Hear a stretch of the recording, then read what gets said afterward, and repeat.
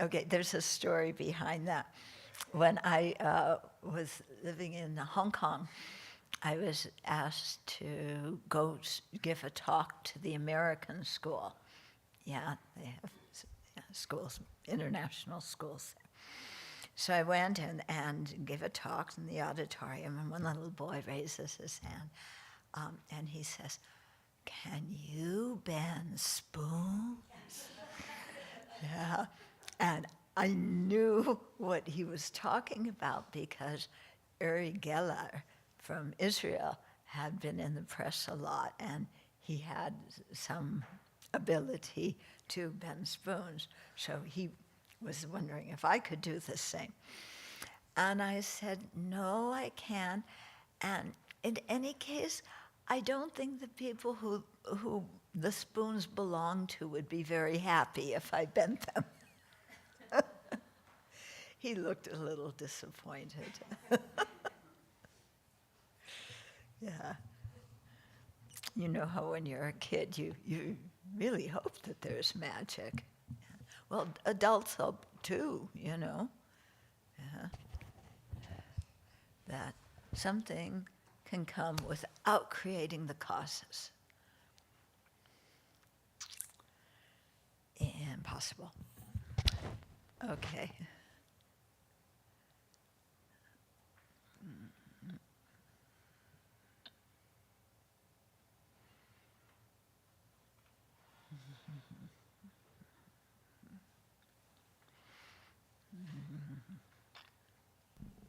To the teacher endowed, transcendent destroyer, one that's gone, foe destroyer, completely and fully awakened one, perfect in knowledge and good conduct, one gone to bliss, knower of the world, supreme guide of beings to be tamed. Teacher of gods and humans, to you the Buddha endowed, transcendent destroyer, glorious conqueror, Shakyamuni, I prostrate, make offerings, and go for refuge. When, O supreme among humans, you were born on this earth, you paced 7 strides and said, I am supreme in this world. To you who are wise, then I bow. With pure bodies, form supremely fine, wisdom ocean like a golden mountain, fame that blazes in the 3 worlds, winner of the best supreme guide, to you I bow. With the supreme signs, face like a spotless moon, color like gold, to you I bow. You are immaculate, the 3 worlds are not, incomparable wise one, to you I bow. Great compassionate protector, all-knowing teacher, field of merit and good qualities, vast as an ocean, to the Tathagata I bow. Through purity, freeing from attachment, through virtue, freeing from the lower realms. Unique, supreme, ultimate reality, to the Dharma that is peace I bow. Having freed themselves, showing the path of freedom to, well established in the trainings. The holy field endowed with good qualities, to the Sangha I bow. Do not commit any non-virtuous actions, perform only perfect virtuous actions. Subdue your mind completely, this is the teachings of the Buddha. A star, a mirage, a flame of a lamp, an illusion, a drop of dew, a bubble. A dream, a flash of lightning, a cloud, see conditioned things as such. Through this merit may sentient beings attain the state of all-seeing, subdue the bow of faults, and be delivered from the ocean of cyclic existence, perturbed by the waves of aging, sickness, and death. This ground anointed with perfume, flowers to Mount Meru, foreland, sun and moon, imagined as a Buddha land and offered to you, may all beings enjoy this pure land. Venerable holy gurus, in the space of your truth body, from billowing clouds of your wisdom and love, let fall the rain of the profound and extensive Dharma, in whatever form is suitable for subduing sentient beings. Idam guru anamandakam niryatayami. I take refuge until I have awakened in the Buddha, the Dharma, and the Sangha. By the merit I create by listening to the Dharma, I will attain Buddhahood in order to benefit all sentient beings. I take refuge until I have awakened in the Buddha, the Dharma, and the Sangha. By the merit I create by listening to the Dharma, I will attain Buddhahood in order to benefit all sentient beings. I take refuge until I have awakened in the Buddha, the Dharma, and the Sangha. By the merit I create by listening to the Dharma, I will attain Buddhahood in order to benefit all sentient beings.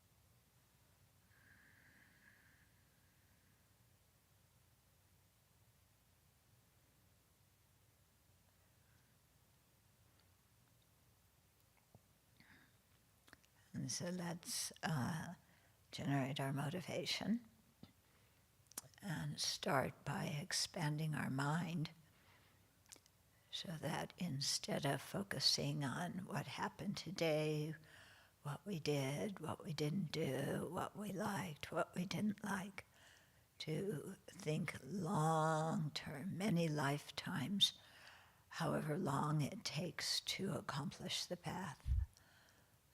And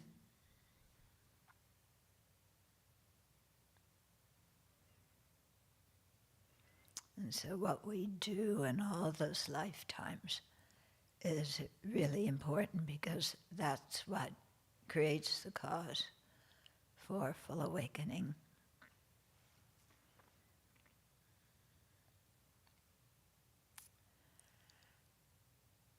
And we also need to expand our mind from only thinking about me, I, my, and mine, my happiness, my reputation, and my possessions, and so on, my way of doing things. And really think of all sentient beings. Everybody wants happiness. Everybody wants to be respected. Even bugs.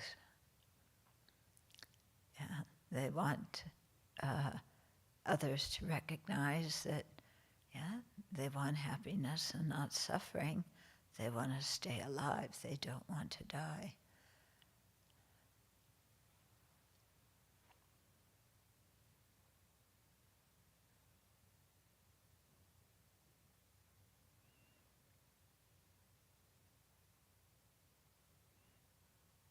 And so to relate to all sentient beings with respect and appreciation for their good qualities.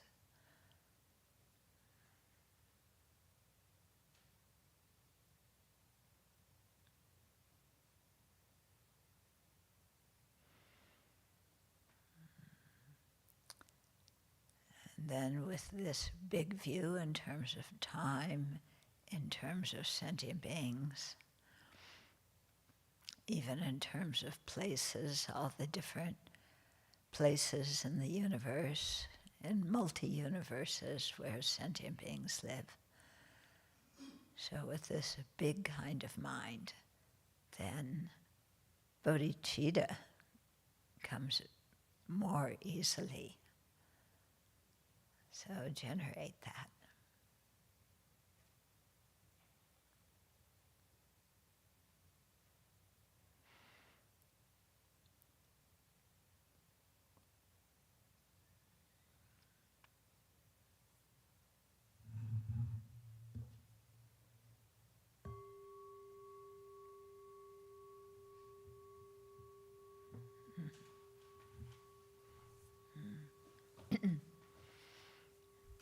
So I've been working on a commentary on the King of Prayers, and I think you've all read the King of Prayers.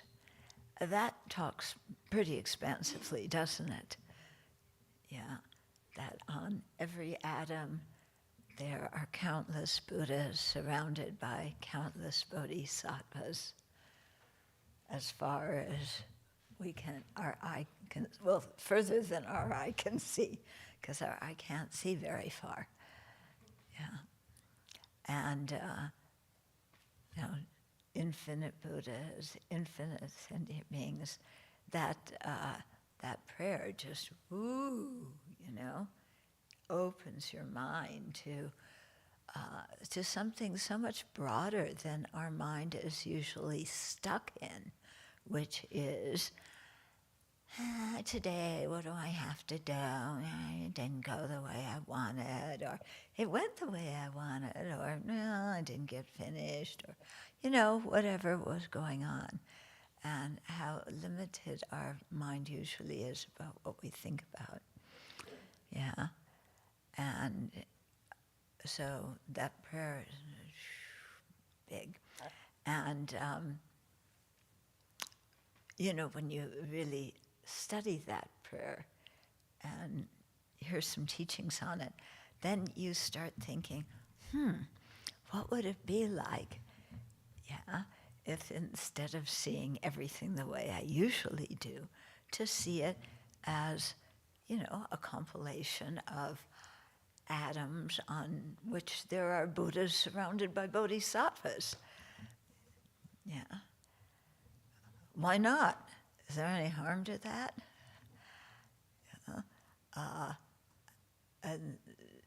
And then, when you read the prayer, you realize that Samantabhadra is actually talking about things that Arya Bodhisattvas can do.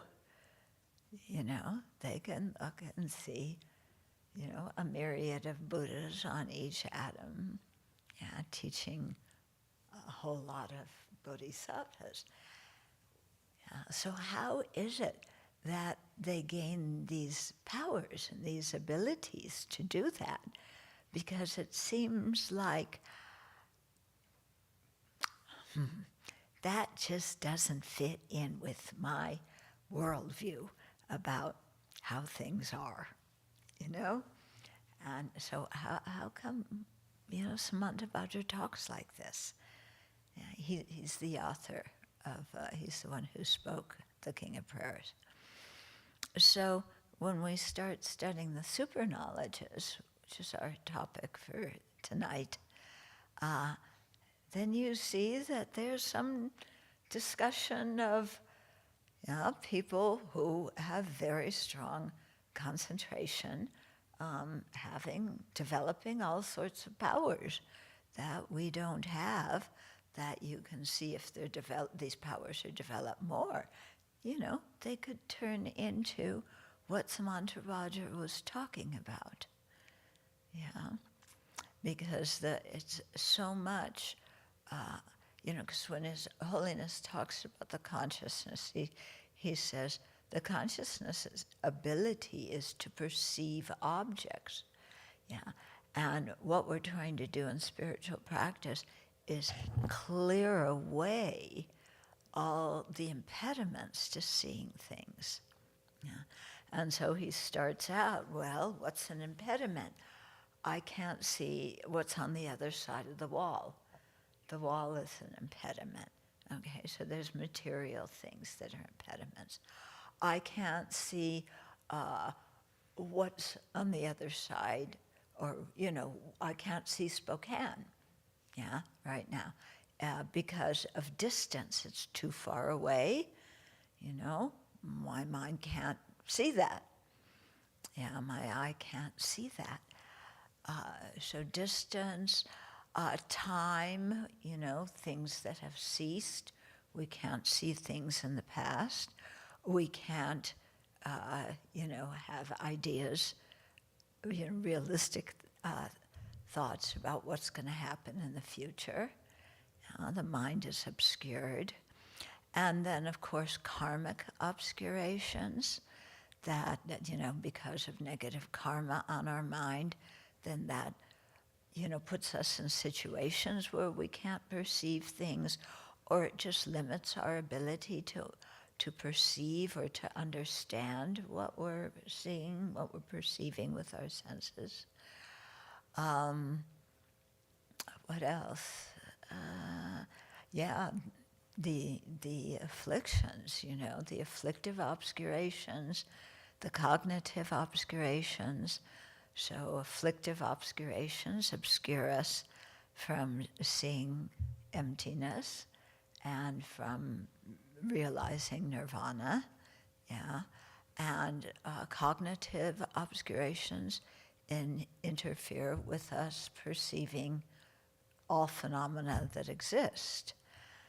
So there's a whole range of impediments to our perception, but the very nature of the mind is clear and knowing. So clear, it can reflect objects. Knowing or cognizant means it can grasp or understand objects. So that's the nature of the mind, It's there already. We just need to clear away the incredible amount of rubbish that's, covering it. Okay. So as we talk about the superknowledges, be aware that, actualizing these, are steps in clearing away these different kinds of obscurations. Okay. So we're on page 243 at the bottom. The section is called the Superknowledges. Okay, so the principal aim of the Buddhist teachings is to stop dukkha by stopping rebirth under the influence of ignorance, afflictions, and karma, and to attain nirvana or full awakening.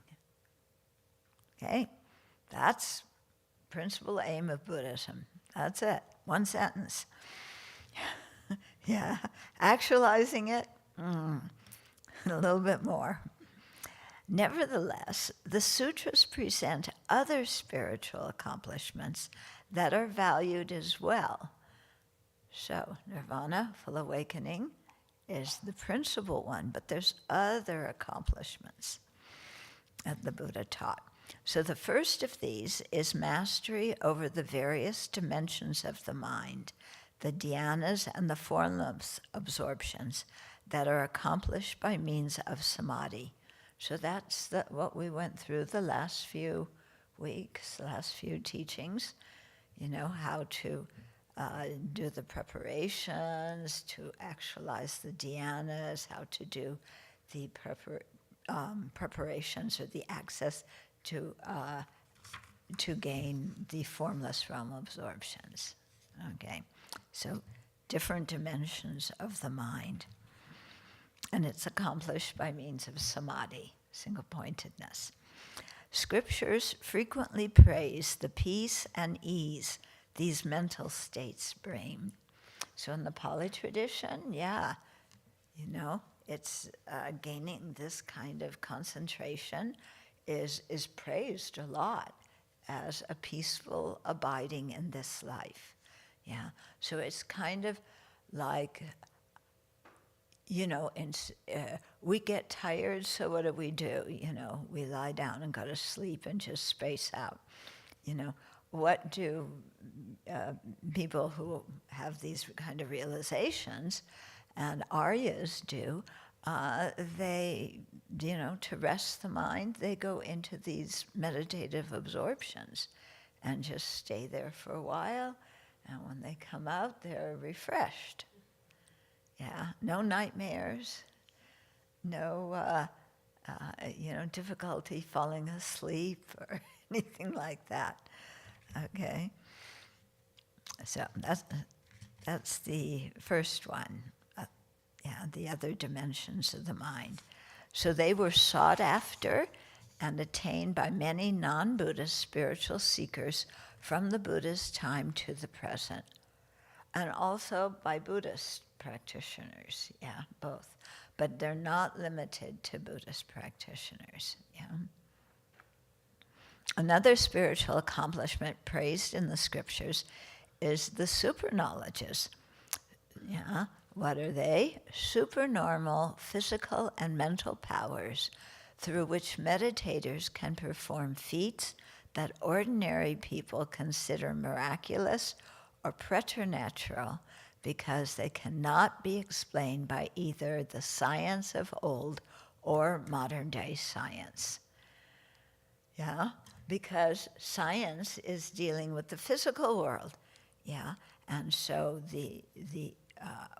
what they're trying to understand is the external physical world and the biological beings in it and the chemical reactions in the physical world. Okay, they aren't studying the mind. So the mind is a whole different realm of gaining understanding and perceptions. Okay, and so we tend to say something is a miracle when it's a physical thing, or, usually, and we don't understand what the causes are. Yeah, so we think miracles happen without causes. That's not true. There's always causes. Things cannot arise without causes. That's just the nature of impermanent functioning things. If they arise due to causes, and as soon as they arise due to causes, since the causes are changing, then the result is constantly changing and giving way to future results. Okay. So, science can't really understand this. We call it magic.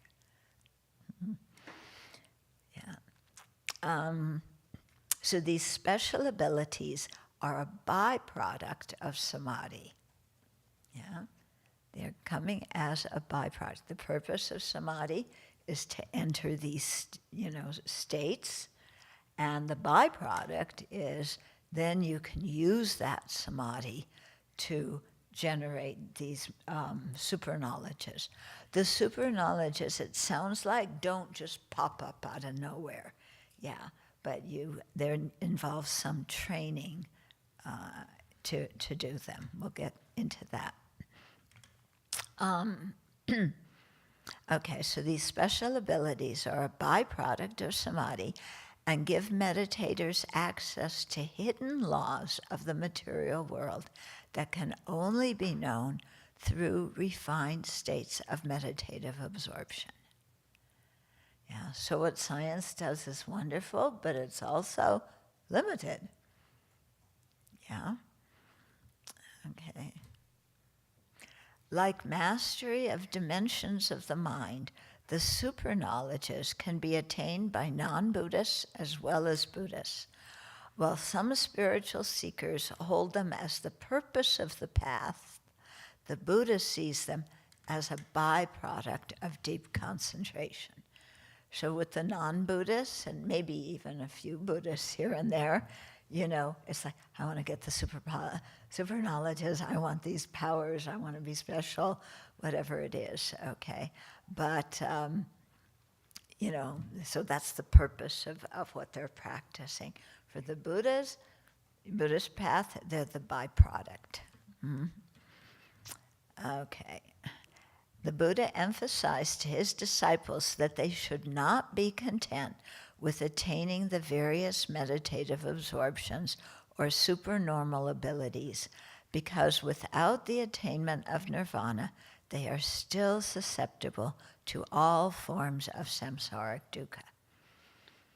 So you can have lots of clairvoyant, psychic powers, yeah, but you're still in samsara. And when this life ends, you're going to be reborn according to whatever karma in your mind stream ripens. So having those powers or not having them, they degenerate when you go through the death and rebirth process. Yeah, and just because you have samadhi in this life doesn't mean you come out of the womb with samadhi in the next life.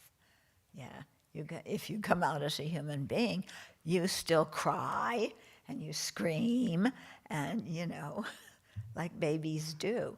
Yeah, I mean, what do they do when you're born? They turn you upside down, whack you on the bottom and wait for you to cry.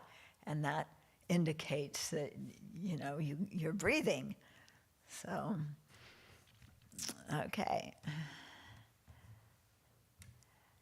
So the Buddha emphasized we shouldn't be content with attaining these high states of consciousness or with the supernormal abilities, because nirvana is our final goal, in which we actually are secure from dukkha. Yeah. Before that, there's no security from dukkha. For this reason, when the Buddhists cultivate these abilities, it is of the utmost importance to have a motivation to benefit others. Otherwise, they risk falling prey to conceit and clinging and will find themselves in unfortunate rebirths in future lives. Yeah, so as a Buddhist, you have to have a motivation to help others, because otherwise, if it's just for this life, I have special powers, you can come and consult me, and I'll give you a prediction of what's going to happen, or I'll tell you your karma from previous life, or whatever it is, okay? Then it's so easy to, be conceited because you have some special power. And then, of course, when others start coming to you and making a fuss over you, then, wow, you put out your dana basket, or you make up a payment plan, and, because people love this. I've told you before about, we went to, what was the name of that? There's some kind of new age something. I don't, yeah. Anyway, it was years ago. And we went, and, they had different booths, and people were doing, all sorts of things, putting things here to clear, and, all this kind of stuff. And we had like a little table, and on this side was one fortune teller. This side was the other one, they were both psychics. Yeah. So people come along and, they're looking. So people would stop at the first psychic and, tell me about my life, the psychic, whatever they did. And, and then told them something, and they're listening so attentively. Wow, she's telling me about my life and who I'm going to meet and what I'm going to do. And it's really sounds good, And then they would walk right past our table and go to the next psychic and pay, and pay the two psychics, And what does this psychic say, And then the whole process again. Now, why do people do this? Because the psychic gives you information about my life and me and what I can do and become, you know. And Buddha's, you know, the scriptures, Buddhist scriptures, give you that information too, in the form of karma and what is virtuous and what is non-virtuous. But it isn't, the format isn't the same. You know, you have to come and sit there and listen to a teaching and generate a good motivation. And, you know, you can't sit there like this in front of the psychic. You know. Okay. And also, you know, there's people who have some sort of psychic abilities for different things. And it doesn't mean that they've actualized nirvana. It doesn't mean that they have even attained the dhyanas or the formless realm absorptions. But sometimes these kind of powers come because of karma, you know.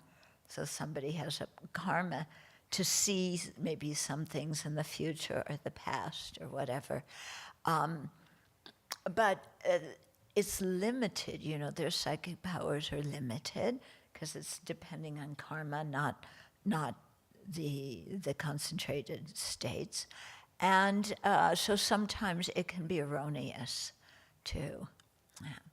And then there's people who you haven't asked to for any kind of thing, but come in and say, well, I'm a psychic, and, you know, I had one person, you know, your mom is in the bardo. My mom had died several years before, so I think she was off into another life by then. But she said, your mom's in the bardo. I talked to her. She said she loves you. I'm going, you know. Yeah, but, you know, she meant well. It was okay. You know, and then she told me something. I was going to have some problems with my throat. Yeah, well, you know, yeah, everybody has problems with their throat. Yeah, don't you have problems with your throat sometimes? You get hoarse, you get a sore throat. Yeah. So, yeah, so, you know, yes. Oh, yeah, then there was one guy. Yeah, Singapore, there's lots of people like this. Yeah, what was his thing? I forget now. But again, you know, I didn't ask for anything. He just started telling me. Okay. So it's very important, if you cultivate these abilities, to have a motivation to benefit others, so you don't fall into conceit and into clinging, yeah, and attachment, and so forth. Okay, and find yourself in unfortunate realms in the next life because you didn't create virtue, you know. For example, the Tibetans love this story. For example, a meditator in Tibet had deep concentration and could maintain the visualization of himself as the wrathful deity Yamantaka. Yeah, we have a path in the forest named after him because it's steep and it's difficult, you know. So Yamantaka is, you know, he has 9 heads, yeah. He's a buffalo, yeah. He's a buffalo head, 9 heads, what is it, 34 arms, 16 feet, 16 legs, yeah. And, you know, he's wearing a necklace made of dried skulls, and he has horns, you know, and and he's super showing the aspect, you know. And so you do retreat on him, yeah. And of course, you know, you do the self-generation and imagine yourself looking like that, and it shows you your anger, yeah. But it also gives you an interesting way to direct your anger too. Okay, so this meditator could maintain a visualization of himself as the wrathful deity Yamantaka. But since he lacked the aspiration for liberation, he did not cultivate wisdom. And in his next rebirth, he was born as a spirit that looked like Yamantaka. So he was born as a spirit who had that wrathful appearance. Yeah. He was not the deity, yeah, because he didn't have the same realizations as Yamantaka has. There is also a story of a novice who could fly. Since his determination to attain liberation was not strong, one day when he heard the enchanting singing of a maiden working in the fields below, he fell in love from hearing her sing.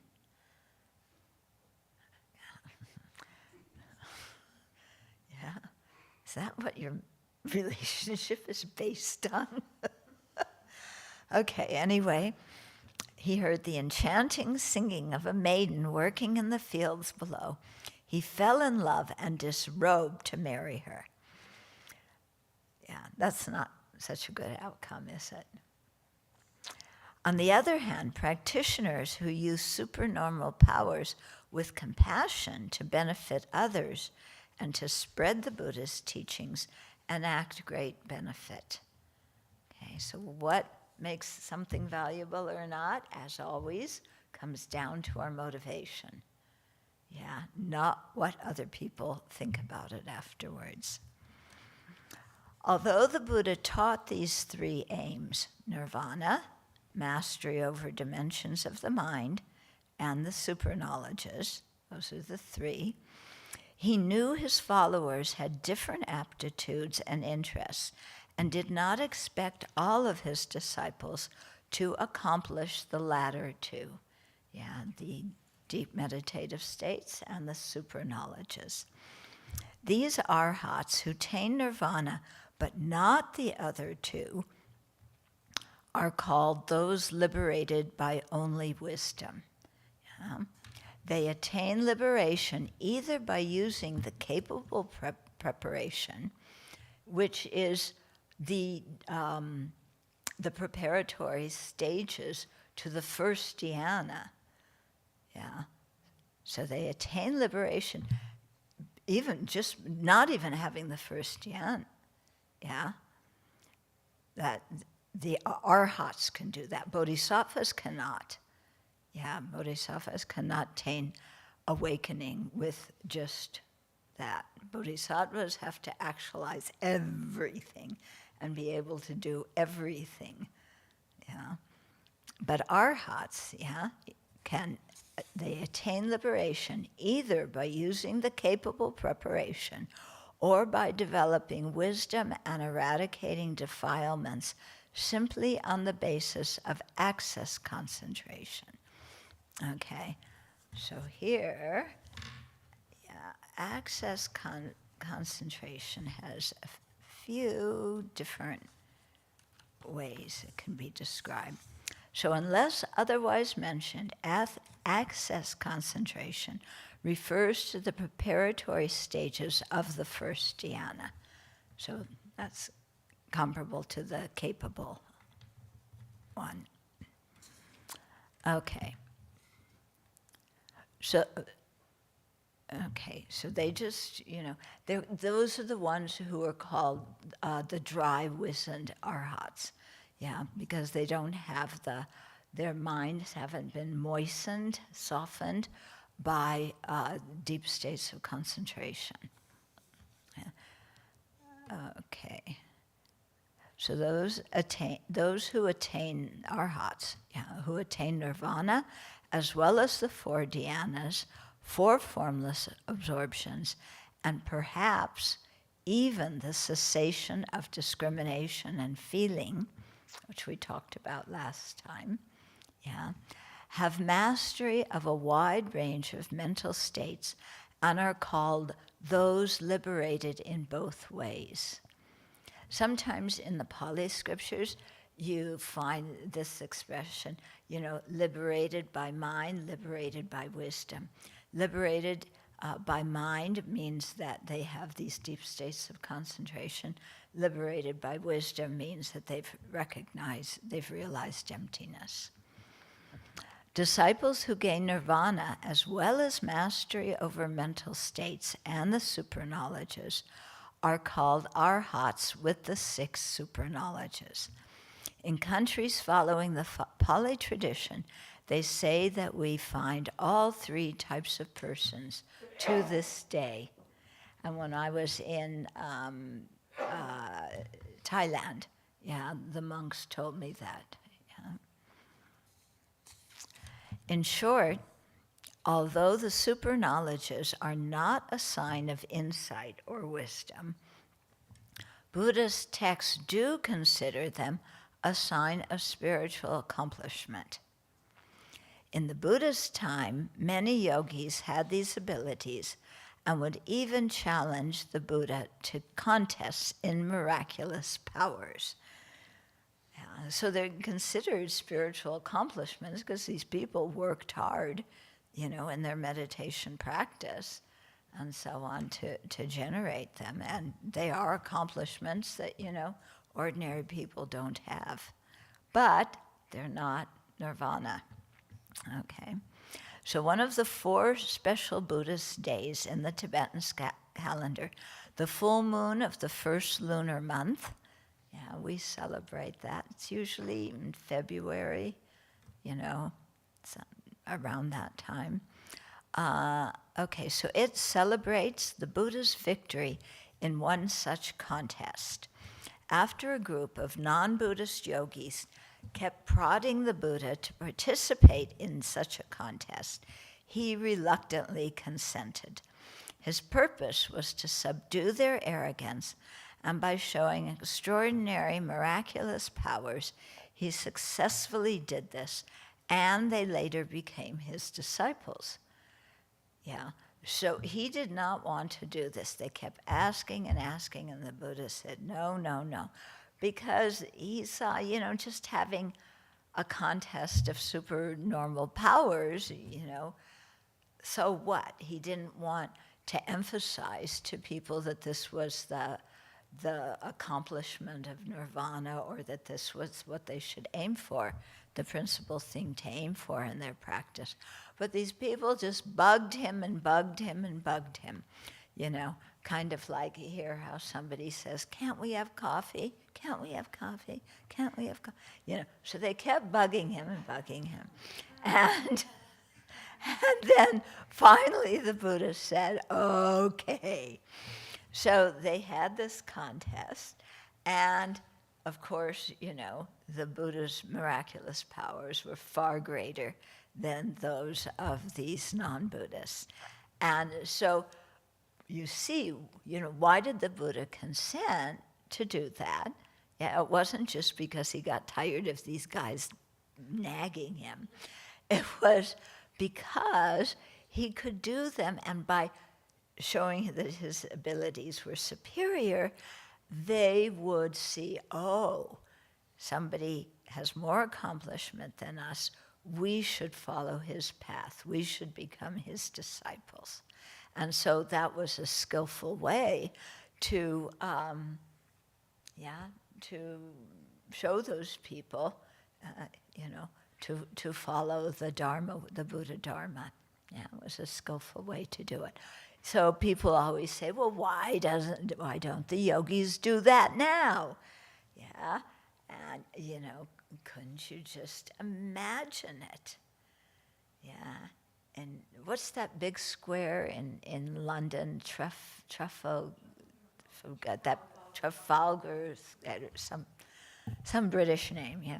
Or or in the big plaza in front of the Kremlin and the big Orthodox church in Moscow. Or, couldn't you imagine one of these places totally jam-packed with people? Yeah. And then there's a Buddha who, starts doing his magic powers, showing them. Yeah, what are people going to do? Get out their phones. What? Get out their phones. Yes, exactly. They'll get out their phones and they'll start filming him, and then they'll say, call CNN and, call this one, call that one. And it would just be a mad craziness. And would any of them become the Buddha's disciples after that? Doubtful. They'd be too busy showing their videos that they took on their phones to all their friends and saying, I saw this, I saw this. Of course, they didn't see it with their eyes. They saw it through a lens. Yeah. But like, I saw this. This was so far. Can you believe? And then you tell your children and you tell your grandchildren. And this gets passed down in the family. And then, you become a family matriarch, patriarch, Yeah. Okay, so the Buddha doesn't do that. To meet the expectations of society at that time, some of the Buddha's disciples accomplished supernormal powers. That's interesting, isn't it? Yeah, they did it to meet the expectations of other people. Again, not for praise, but so that these other people who valued supernormal powers would think, oh, the Buddha has them too, and follow the Buddha's teachings. Okay, to meet the expectations of society at that time, some of the Buddha's disciples accomplished supernormal powers, but the Buddha prohibited his followers from displaying these powers to show off. Okay, in fact, monastics who speak even truthfully about their supernormal powers transgress a pratimoksha precept. It's one of the lapses. Okay? So you can't even speak truthfully about, oh, I've actualized this, actualized that. Okay? Why? Because then everybody would just, say, oh, do this, do that. It just gets weird. Yeah. Yeah, there was one instance where there was one nun, there was some practice that I don't know if Rinpoche taught her or how she learned it, but she could see images. She would do a certain puja. You would ask her questions, and she would do a puja, and she could, I think it was like a brass flat circle, something, like a plate, and she could see images in that, and then tell you things.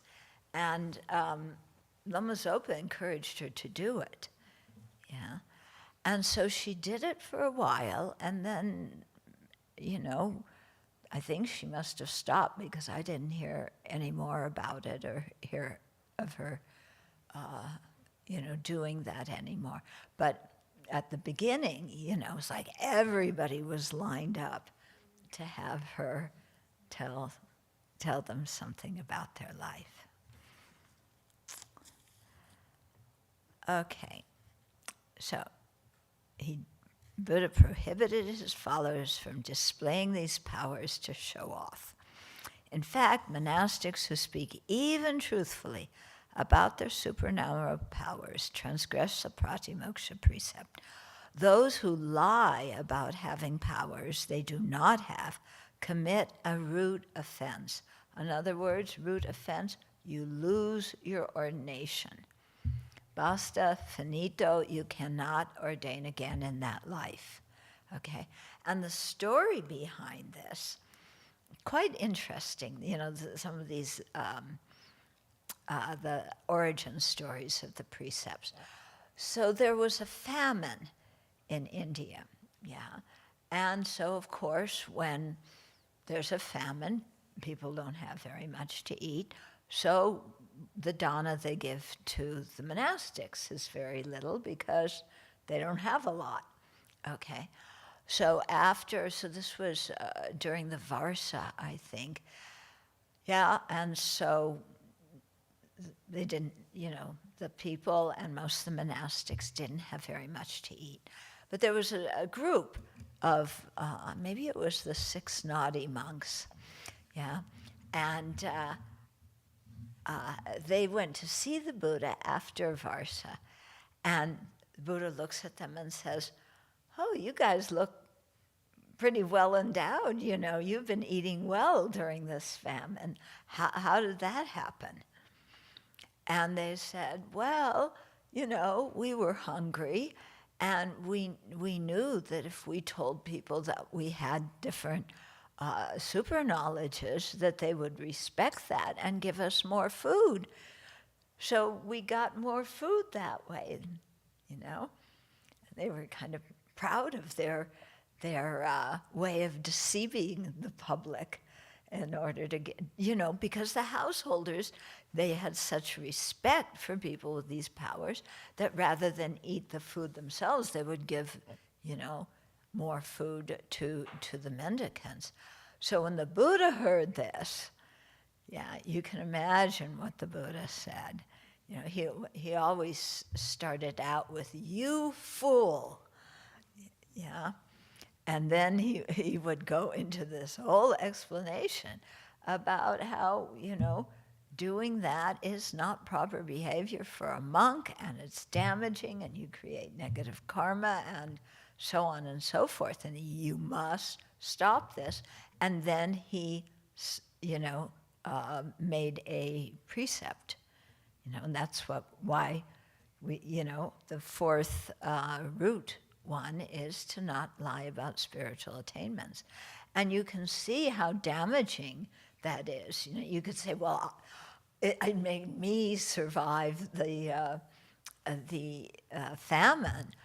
But then when the lay people see, are they going to respect that when they find out that you were just lying? No, they're going to lose faith in the Dharma. So, yeah. Okay. Okay, so those who lie about having powers they do not have commit a root offense. And these 6 naughty ones did not have the powers. Throughout the ages, the Buddha's disciples with these abilities have used them to work in unobtrusive ways to benefit others and to spread the Dharma. Unobtrusive ways, yeah. So they don't say, "Okay, everybody, I'm going to pull a rabbit out of the hat now. Look." Yeah, they didn't do that.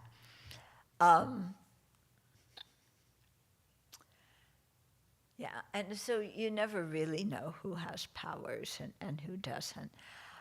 When I was studying at the library with Geshe Nawang Dargye, Annie Karen, for those of you who know her, she was there, and she and I were good friends. And so we would often meet in the evenings and talk about the discourse that Geshe-la gave that day. And where am I going with this? Oh, yes, and we would talk about what he said, and often we left the discussion with a question, like, well, what does this really mean? What does that mean? How does that work? And then the next day in class, we didn't say anything, but he, just in the course of giving the teaching, answered our question. Yeah. So we started wondering about that, you know. Now, you don't know, you know, but it was interesting, yeah. Okay.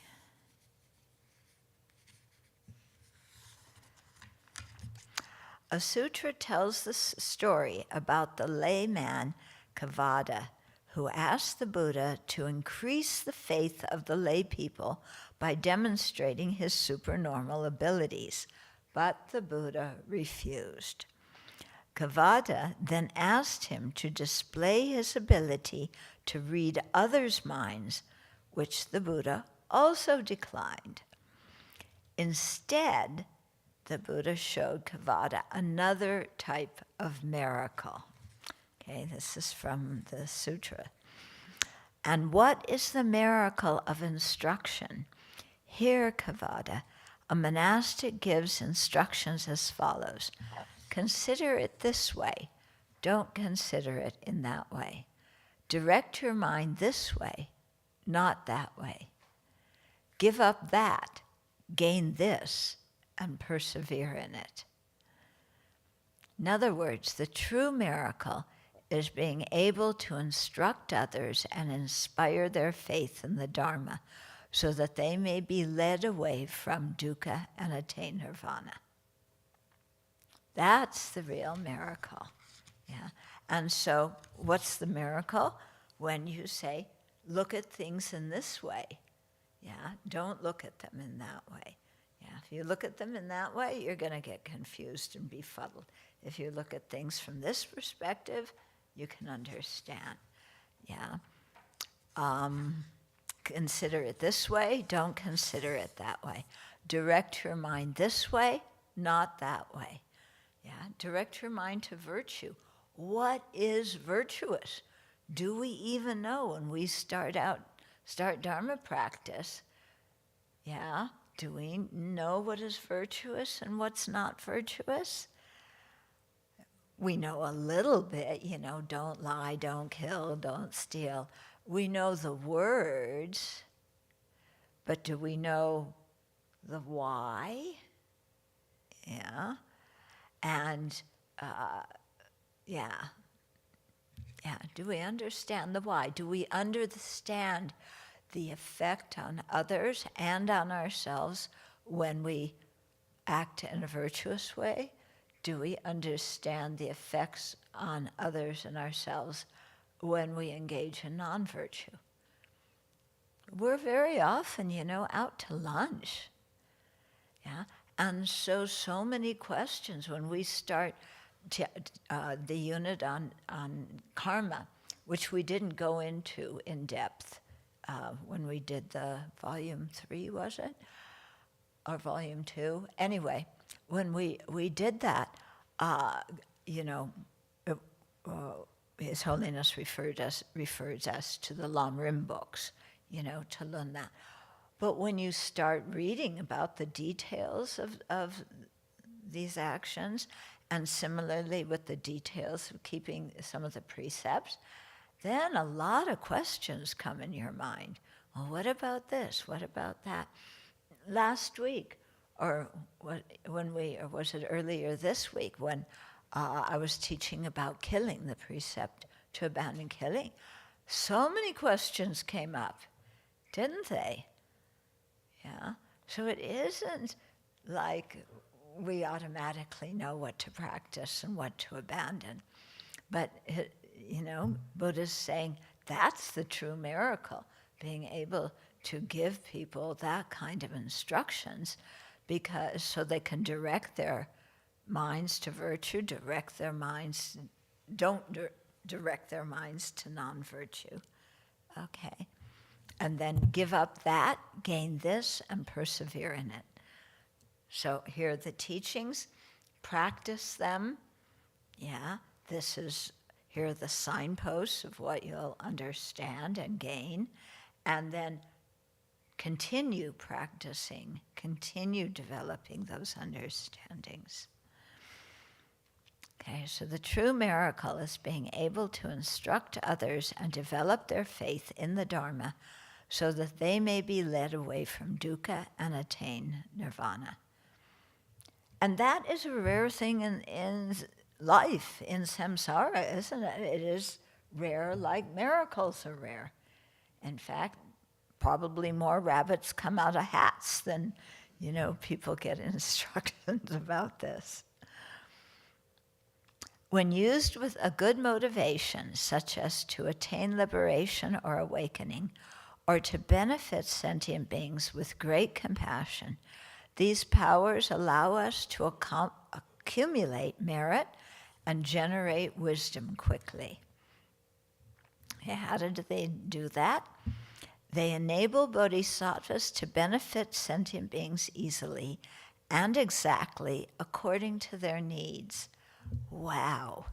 If you know the past lives and the karma of people in the past, if you know their present disposition and way of thinking, wow, then you can really, instruct them according to what they need to hear at that specific time. Yeah. And so often we're just like, what do they say, stabbing in the dark? I'd like to come up with another metaphor for that. Yeah. Maybe stumbling in the dark? Yeah. Okay. And so, bodhisattvas can really benefit sentient beings that way, teaching them exactly what they need. And they say one of the abilities of the Buddha's speech, which comes from his great accumulation of merit, is that everybody in the audience hears it in their own language. And everybody hears it, as a personal instruction that applies to what's in their mind right now. Okay. So the first 5 superknowledges, there's 6 of them. So the first 5 are mundane abilities. Mundane meaning that you don't have to have, be an arhat or a Buddha or highly realized for having them. Okay, so these are supernormal powers. It's the first one. Divine ear. Second. Third, understanding the minds of others. Fourth, recollection of past lives. And 5th, the divine eye. Okay, the 6th superknowledge is a supramundane realization, the destruction of the pollutants. So somebody, supermundane, it's an Arya, a realization of an Arya. And so an Arya can tell, they know what afflictions and degree of those afflictions they have been able to abandon completely, not just suppress with concentration, but to abandon. And when if you practice the Sutrayana path, there's 89 groups of afflictions, 81 groups of afflictions, and Arhats or Aryas will know which groups they have abandoned and which they have yet to abandon. Okay. Yeah. So while non-Buddhists may actualize the first 5 because they're mundane, you don't have to be an Arya, only Buddhists who seek liberation from samsara seek the 6th one, the attainment of liberation.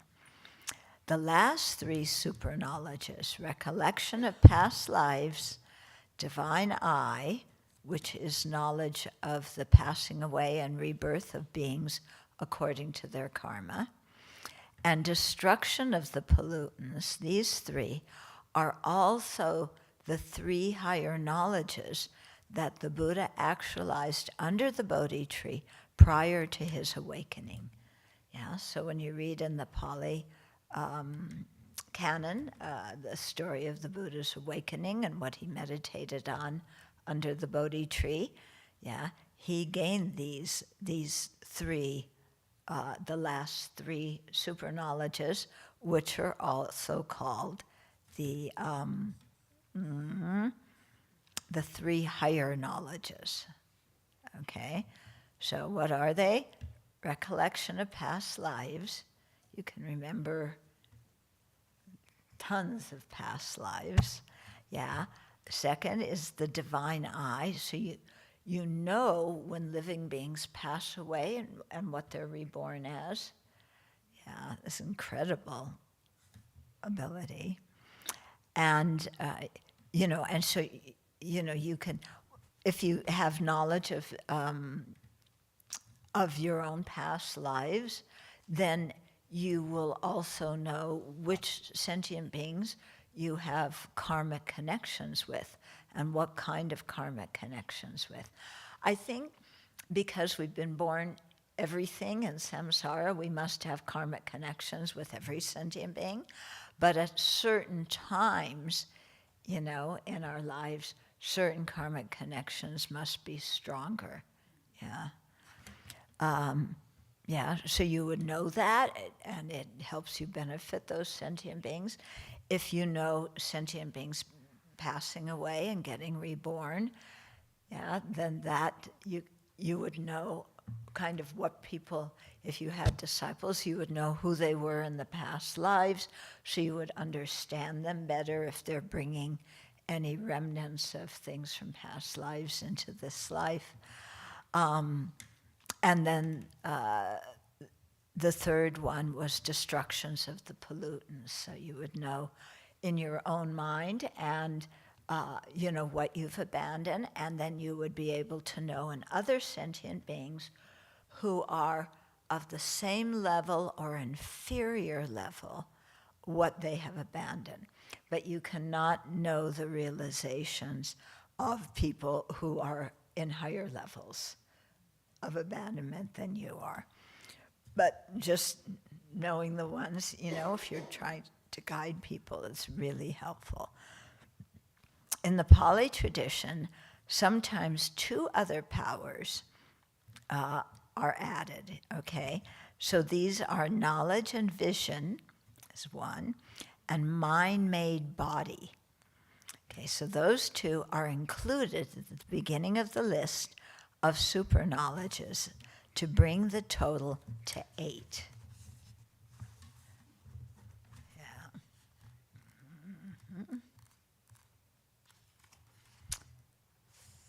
Okay, so the discourse on the fruits of the homeless life. This is in the Digha Nikaya. Describes knowledge and vision as follows. The meditator who has attained the fourth dhyana directs and inclines his mind towards knowledge and vision. He knows, this my body is material, made up of the 4 great elements, born of mother and father, fed on rice and gruel, impermanent, liable to be injured and abraded, broken and destroyed. And this is my consciousness, which is bound to it and dependent on it. Okay, that's the one of knowledge and vision. Yeah, if you understand that, are you going to have a strong renunciation of samsara? I bet. Yeah. I mean, you can just see this body is material, It's like this. It's material, atoms and molecules. That's all it is. It's nothing to be clung to. Yeah. This is my body made up of the 4 great elements. Yeah. Born of mother and father. What did they say that is? Birth is, there was some joke about it. What was it? Both, do you remember what it is? Let me give me a minute.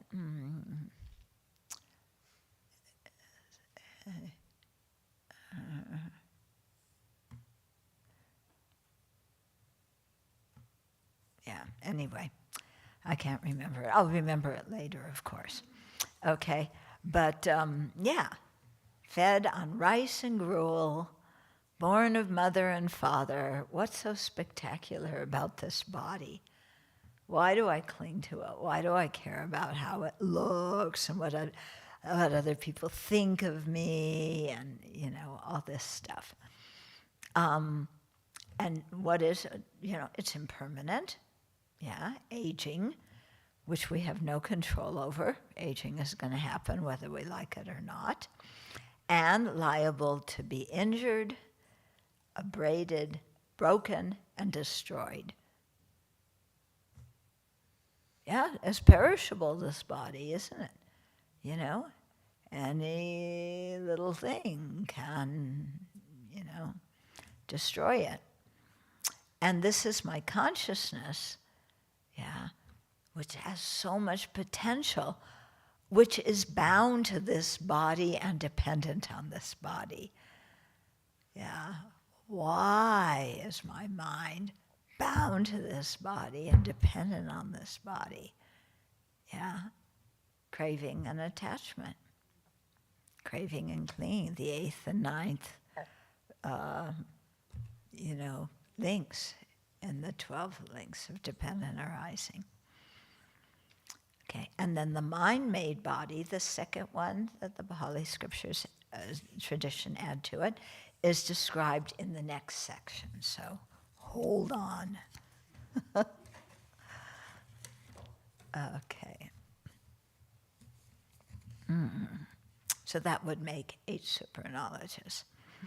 The Sanskrit tradition asserts that the first 5 superknowledges can be attained on the basis of the actual first dhyana. The Pali tradition says that the actual 4th dhyana is required because the mind is very pliant and concentration is strong and imperturbable. Okay. So that's interesting. The description in the Sanskrit tradition was easier than the one in the Palis. It's usually the opposite. Okay. Now we're going to go through each of the superknowledges individually.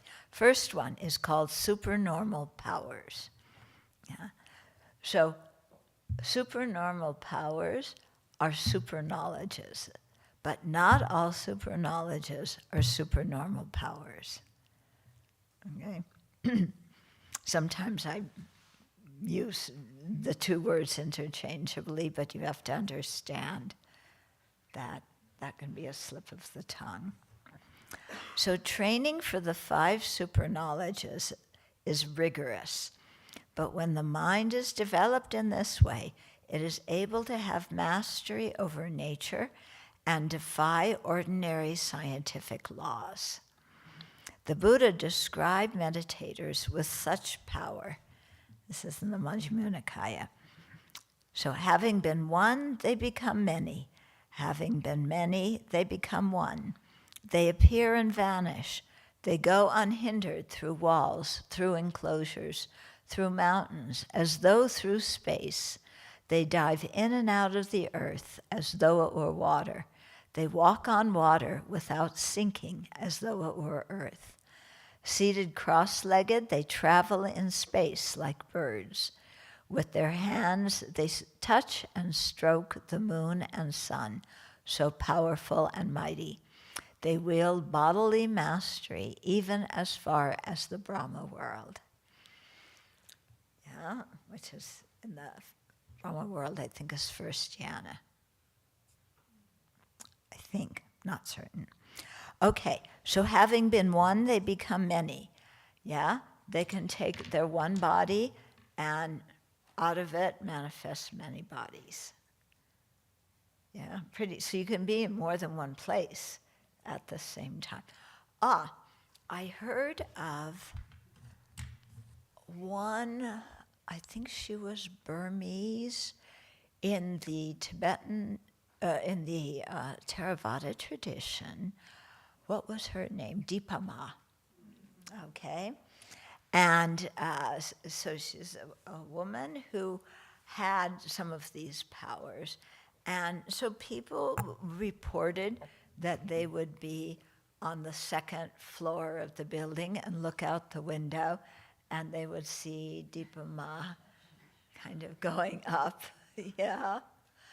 And, and then people would report seeing her at two very different places, far apart, at the same time. Two different people saw her. Yeah. So she clearly had these powers to do that. Yeah. She had died in an interesting way, because she had incredible faith in the Buddha. When she prostrated, she got down, and then she died. Yeah. Mm-hmm. So, pretty amazing.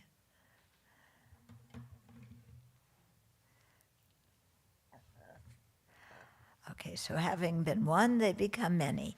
Having been many, they become one. So then they can take their many bodies and zap them together to become one body. Okay. They appear and vanish, so they can make their bodies vanish. They can make them appear, and they can make them vanish. Yeah. They go unhindered through walls.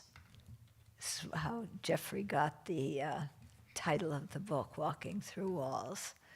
Okay. They go unhindered through walls. Yeah. Through enclosures, through mountains, as though through space.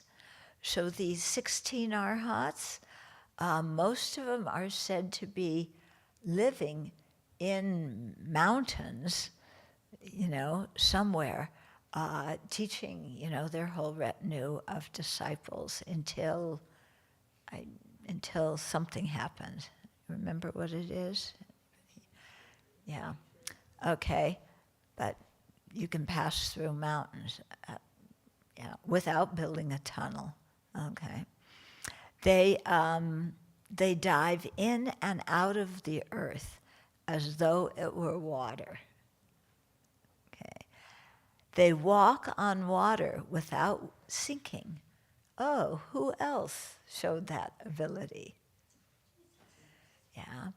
And there are stories about, there were times in Jesus' early life where there are no records of where he was for how many years was it? Yeah, 16, 12 years was it? Anyway, some good number of years. And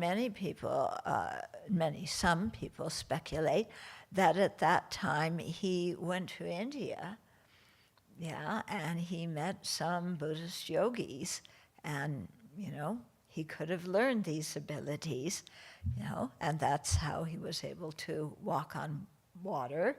That's how he was able to, be resurrected. Multiply bread. Yeah. Oh, yeah. And what did he do with the bread? Multiply it and he did something with fish too. What did he do with fish? And a whole bunch of wine. It was a wedding. What? A whole. There was a wedding that happened. Yeah, there was a wedding, and so. There wasn't enough food. Oh. So he made sure that everyone was fed. Okay. And so he manifested many fish and wine. That part he didn't learn from the Indians, from the Buddhists. Yeah. Yeah. A huge crowd with like 2 loaves of bread and 5 fish. Thousands of people. Uh-huh. They broke it up and spread it around. And then everybody, say it. I think in the New Testament there's 2 records of him feeding large crowds. One with, I think, 5 fish and 2 loaves of bread, and one maybe where there's 7 and 3 loaves of bread, but thousands of people. And he just said, break it up and spread it around and hand it out. And it fed the crowd. And he was at a wedding, and they ran out of wine, which back then was just like hard cider. And there were these big jars full of water.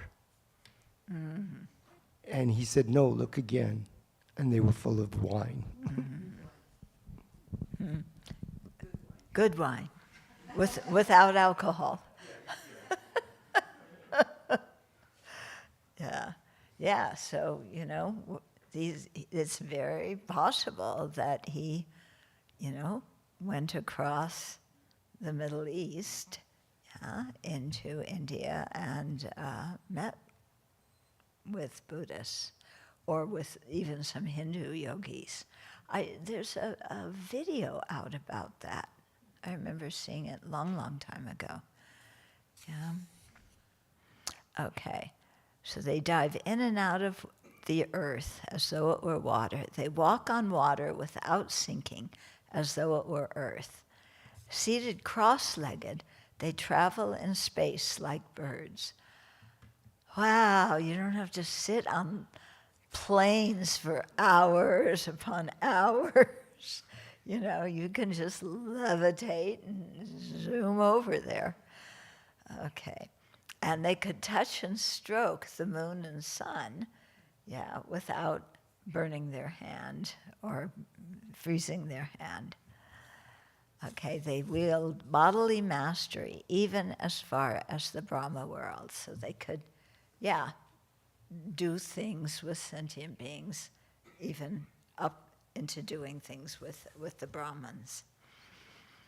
So people with supernormal powers can make their body into many bodies and then absorb these diverse bodies back into a single body. They can make themselves invisible, vanishing and reappearing at will. They pass through solid materials with ease, walk on water, fly in space, and even touch the sun and moon. Yeah, could Jesus fly in space? Are there any records? Is the resurrection, is he seen as going up or anything? I am illiterate about these things. Okay. Anyway, The Path of Purification by Buddhaghosa, Pali sage in the 5th century, describes the process to develop these powers, which is done by means of samadhi developed in a series of preliminary exercises with the kasinas, colored discs or different elements as meditation objects. So remember last time I talked about the kasinas? And that they would be your meditation objects. So if it were a color or one of the elements, you would put it on a board and put that in front and then look at it and then close your eyes and visualize it. So with the earth kasina, this is how they develop these, With the earth kasina as an object, so maybe they would have a bunch of clay, that you would put on a board in like a circle and then put that up in front and look at that and then visualize, Okay. So with earth kasina as an object, meditators first attain the first dhyana. Then they attain the first dhyana successfully, one after the other, using the 7 kasinas. So attain the first dhyana with water, then the water kasina, then the fire kasina, then the air kasina, then the blue kasina, the red kasina, the yellow kasina, and the white kasina. So they would attain the first dhyana using all 8 of those objects, one after the other, to attain the first dhyana. Then they would do that in the reverse, entering the first dhyana, beginning with a white kasina, then do it, attaining it with the yellow, the red, blue, air, fire, water, and earth kasinas consecutively, okay? And so they would go attain the first jhana with that, then they would come out of the first jhana, change meditation object to the next kasina, and then again attain the first jhana, okay? So that's the first exercise. After that, they enter the first dhyana using each kasina in sequence and reverse orders many times. Okay, so using start with the earth kasina, using each kasina in sequence. Yeah, first you do it with one, the other, and the next, and then in the reverse 8 order. Okay, many times, not just once, but you practice, so it's done easily. Then, okay, this is all the preliminaries. Then, beginning with the earth kasina, they attain each of the 4 dhyanas and the 4 formless absorptions in succession, in sequence. Okay, from the absorption of neither discrimination nor non-discrimination, which is the peak of samsara, the highest formless realm. From that, they then descend, absorption by absorption, back down to the first dhyana. So you're at the absorption of neither discrimination nor non-discrimination, then you go absorption in nothingness, absorption of infinite consciousness, and absorption in infinite space, then down to the 4th dhyana, 3rd, and so on. Okay. So up and down, still using the earth kasina. Then they practice going in and out of each dhyana very quickly in forward and reverse orders using the earth kasina. In, out, in, out, in, out, like really fast. This is not easy. When this has been mastered, they proceed to do the same with each of the 7 kasinas in turn, so that they have mastered all 8 meditative absorptions with these 8 kasinas in forward and reverse orders. Okay, is this a good antidote to arrogance?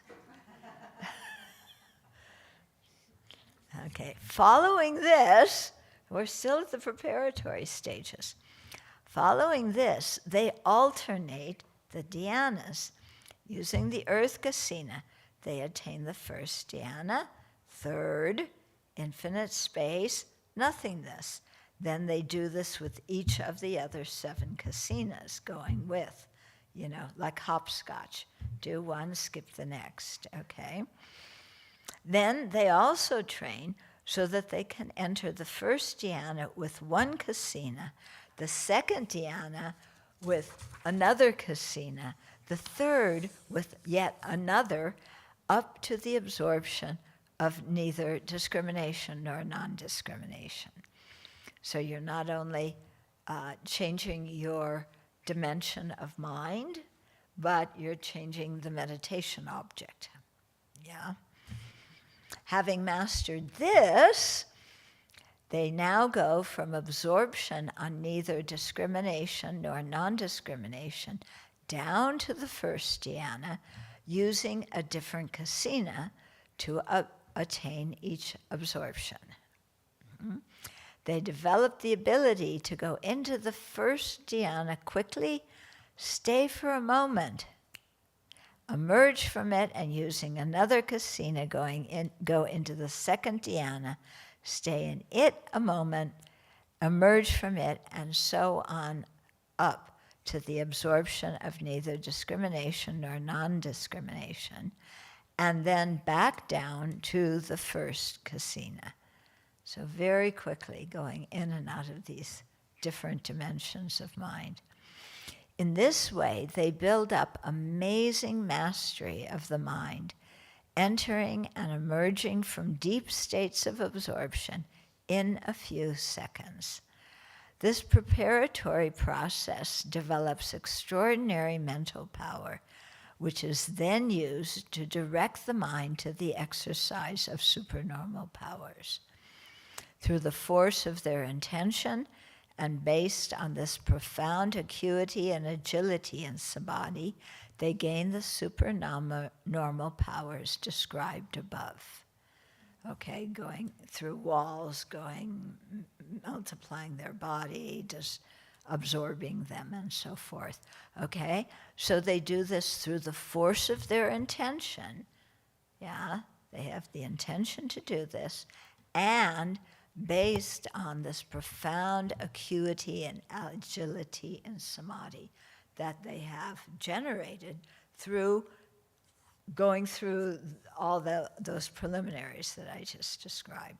Yeah, which is going to take you some time too. Yeah. So one of these abilities, in this first one of supernormal powers, is the ability to create a man-made body, in which the dhyanic mind creates another physical body that is an exact replica of the meditator's own body with all its limbs and sense faculties. Yeah, so now you have a twin. Yeah, but it's a mind-made body. The Buddha described it as like a reed extracted from a sheath, a sword pulled out of its scabbard, or a snake removed from its slough, its skin. Yeah, so this body is kind of like that, appearing from the physical body. Yeah. Once the mind-made body has been extracted from the physical body, the meditator mentally controls it because it has no mind of its own. Yeah. In other words, it isn't like there's two different people with two different streams of consciousness. It's one stream of consciousness that's in the meditator, and that meditator can control the movements and everything in the man-made body. Yeah? Okay, so the meditator mentally controls the man-made body because it has no mind of its own, even though to others it looks as if it is a normal body moved by its own consciousness. So we may be somewhere and see somebody, and it's actually their man-made body that's talking to us. Yeah, and we just see them as, regular Joe Blow. Yeah. This man-made body can travel to distant places while the meditator remains at the monastery. It can appear to teach Dharma elsewhere, and when it has served its purpose, the meditator absorbs it back into his own body. What is it made out of? Ask somebody who's a man-made body. Okay. So we'll stop here. That's the first of the 6 superknowledges. Questions, comments? Mm-hmm. So I was just thinking about the ability to know everybody's past lives, and I was thinking about a mind that could hold that and be with that even. It seems so, your mind would have to be so vast. Yeah. So vast. Yeah. just to remember Yeah. all of that. Yeah. Yeah. And is it true? It seems like in my mind I'm thinking that the Buddha doesn't really have much of an effort to make this or that happen, you know what I mean? Or put his mind here or there. Yeah. It just comes. Yeah. So then there's that part of it Yeah. with this. Yeah. Well, with the people below the Buddha, they have to have the intention. Okay. Yeah. Yeah. Okay. And they direct like the man-made body. Uh-huh. Yeah, they would direct it. So there's intention going on and there's control. With the Buddha, these things happen spontaneously because of the great accumulation of merit. So and the great habit, you know, that the Buddhas developed in doing all these things through constant, you know, so many eons practicing these different powers. Yeah. And so then it's all done, you know, it's like out of habit. You know, you don't have to think and say, oh, okay, what's so-and-so doing over, you know, it just is there. Yeah. It's amazing to think that our mind has that kind of capability, isn't it? Mm-hmm. You may not like this question, but I'm curious. We were talking last week or the week Yes, before? speak directly into We the were mic. talking last week or the week before about bodhisattvas being able to emanate by the great level of the path of accumulation. And here, these people don't even need to be on a path. They can be non-Buddhist. Do you think this is the same as emanating? If they're making they're multiplying their bodies? How's that different Wait, from I missed you. Do you think they're enemy? emanating? Emanating. Oh, are the man-made bodies the Man-made, same as emanations? I don't know. Maybe not. Yeah. Yeah, maybe not. It could be that the emanations, like with bodhisattvas, you know, first ground bodhisattvas, what is it, 100 emanations or 1,000? Yeah, so that might be different than a man-made body. Because here they're describing is just, I don't know, one man-made body. With the emanations, on path of seeing, like many of them. Mm-hmm. Yeah. So this description that you just read, Venerable, of this capacity building, going in and out of these different kasinas, and then this sentence that says, through the force of their intention and based on this, the agility, they gain these superknowledge. So you could be doing this and not have the motivation to be a Buddha, right? Oh, You can be yeah. Yeah. Now, of course, their ability to do this isn't going to be as extensive as the Buddha's ability. It's not saying that they manifest bodies throughout Right. the universe. Right. They can manifest one man-made body. Right. Yeah. So I'm not even talking about the man-made body right now. I'm just talking about going in and out of these different states. Yeah, that they can do. Yeah.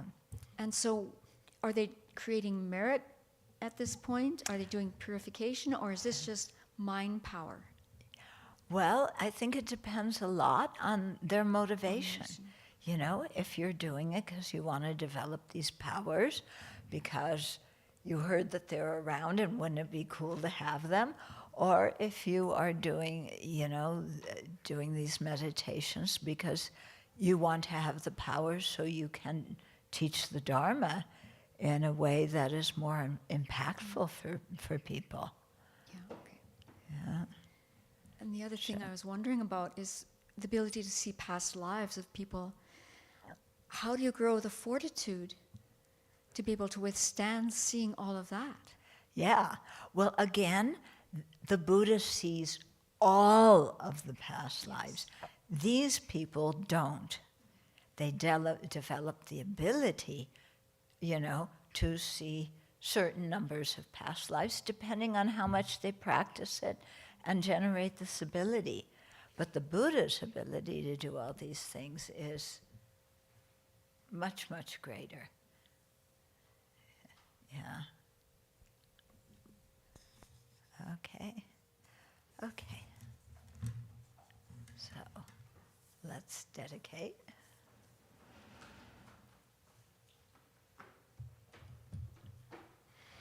Yeah, when you hear about these things, our mind tends to go, oh, you can do them all perfectly. Yeah, they're, oh, I can, go in and out of walls and make my one body become many bodies. Oh, that means, I can have infinite bodies, and they're all going in and out of walls and walking on water at the same time and doing all these things. It is, I don't think it's quite like that, because it depends how much somebody has practiced, how they've directed their mind, what their intention was, how they're using these things. Yeah, so you don't just like get the power and now it's extensive like the Buddhas. Yeah.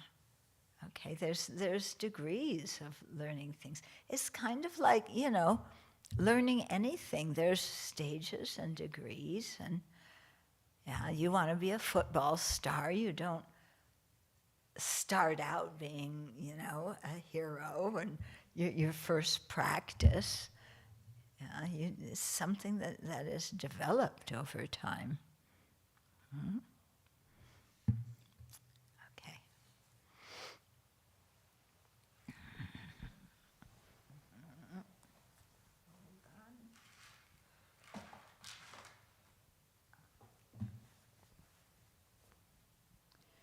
May the spiritual teachers who lead me on the sacred path, and all spiritual friends who practice it have long life.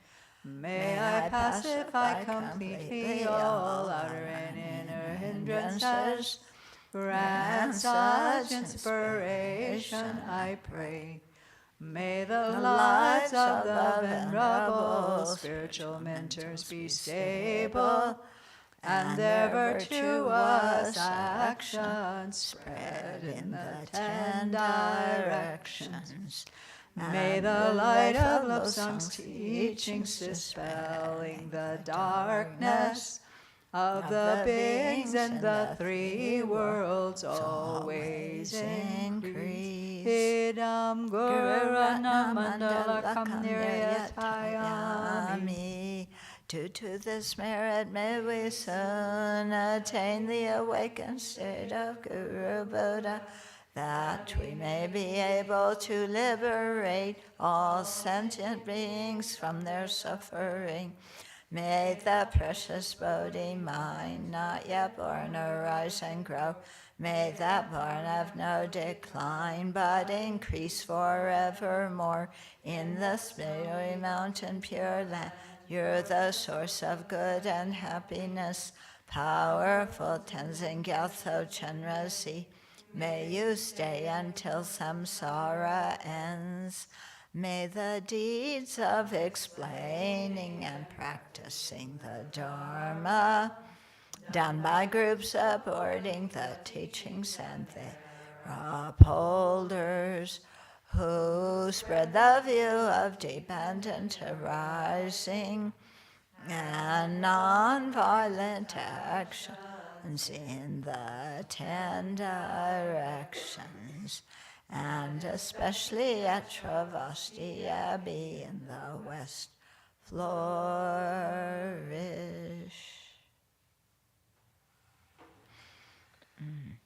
What time do we gather to say goodbye to Peter?